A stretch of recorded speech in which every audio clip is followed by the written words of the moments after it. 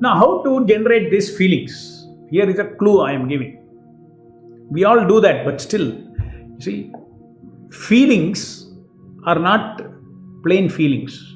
Behind every feeling, there is a thought. So, in one sense, you can say deep feelings are thought feelings. Just like if I am angry with someone, there's an angry thought behind it. If I am lusty, there's a lusty thought behind it. If I am envious, there is an envy thought behind it. If I am proud, there is a proud thought behind it. Okay? So every feeling has a thought. There's a thought feeling. If I have a feeling of helplessness, there is a thought behind that. So feelings are never alone. Okay? Of course, in a drama, you can do fake feelings.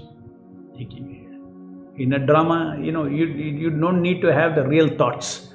You can have a fake feeling. Okay, next scene, you have to cry. All right. Because anyway, they cut, and then afterwards they join together and make the movie. Next shot, you have to cry. They're used to it. Immediately they'll cry. They're fake feelings. They're not thought feelings. So it's possible to give feelings without thought also, with another purpose.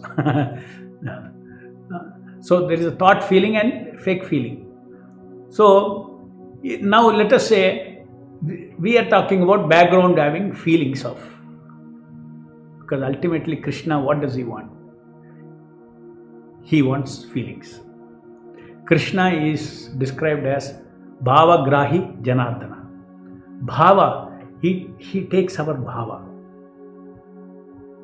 Everything belongs to him. Actually, we cannot give him anything. Giving something is simply an expression. Just like the son asks his father, tomorrow is my birthday, I want to give you sweets, I want to give you sweets. I want to give you this box of sweet. And then he'll tell the father, no, give me money, I want to buy the sweets for you. So he uses the father's money, goes, buys that sweet, and next day birthday he gives to his father. Father, what does he? It's not the sweet.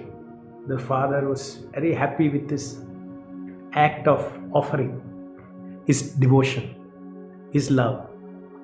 Okay? So exactly in the same way, everything belongs to Krishna.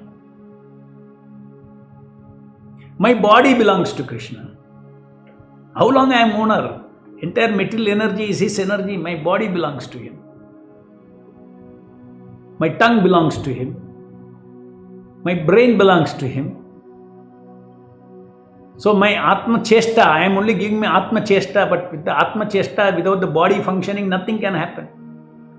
So that is why I said mechanical japa is not much of interest to him. It is already his, what you are giving. At least behind that, if you are giving Atma Chesta, I am giving, if you say, just like you take Ganges water and offer it back to Ganges. So it is the devotion that Ganges accepts. What is the big deal? You are taking my water and giving to me. No. There is a devotion there. You are wanting to give me a feeling of offering. So in the same way, you please, entire japa, Nama Prabhu is seeking our devotion, seeking our love, seeking our surrender, seeking our dependence upon him. That means he is seeking a relationship. I told you, japa is a relationship with the Nama Prabhu. The relationship with the incarnation of the Lord. So this is the key thing, okay? So always remember this. Even though I am doing mindful japa, all the rules are there, do concurrently and all these things, that is to deal with the mind part of it, okay? But you should always know that even doing that mindful japa, there is a devotion behind it, because I want to go into soulful japa, therefore I am doing mindful japa. I have to train my mind. But otherwise, training mind and all is a dry. It is not really the pleasure of japa, right? But it is a tapas. Not only dry, it is a tapas.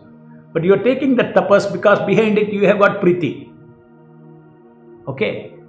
The tapas of the mind and the body is required. Now, so that is one aspect that we should always remember what Krishna is seeking from our japa.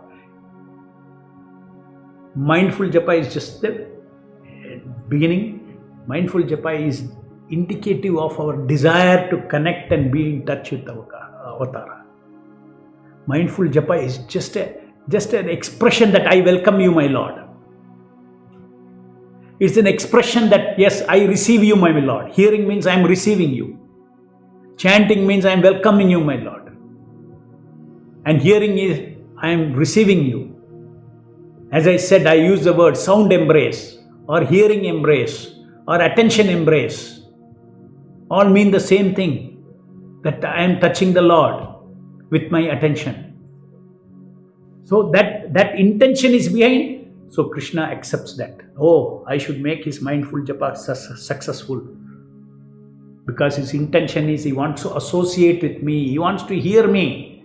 He wants to train his mind so that mind does not become a disturbance hearing me when I descend on his tongue. So I should make it successful. I'll make him successful. Nama Prabhu will decide.